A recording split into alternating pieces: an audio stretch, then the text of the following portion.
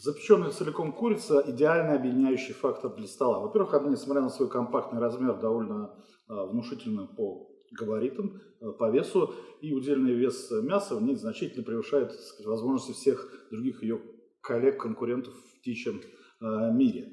Итак, что, собственно, делает корочку хрустящей, а мякоть внутри мягкой? Это, прежде всего, жир, сливочное масло в нашем случае, черный перец. Второе – это чеснок, немного соли. Теперь все это надо раздавить и растолочь. Так, теперь толченую пряную смесь отправляем в масло. Сдавливаем рубленой петрушкой, цедрой лимона и лимонным же соком. Еще немного соли. Так, теперь все это вместе надо перемешать.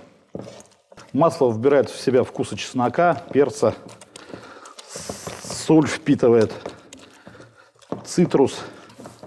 И теперь все это должно оказаться внутри курицы. И снаружи тоже. Сначала мы массируем курицу со всех сторон.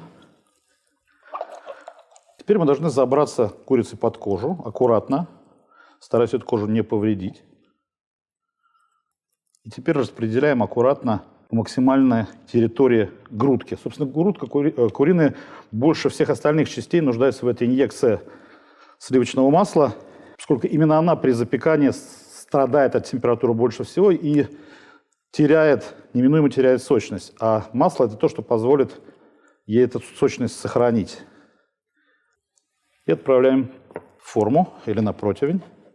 В качестве дополнительной ароматической приправы можно использовать листья тимьяна, например, или целые веточки тимьяна. Теперь надо поставить в духовку 190-195 градусов. У меня 2 курицы, это, наверное, около 2 часов.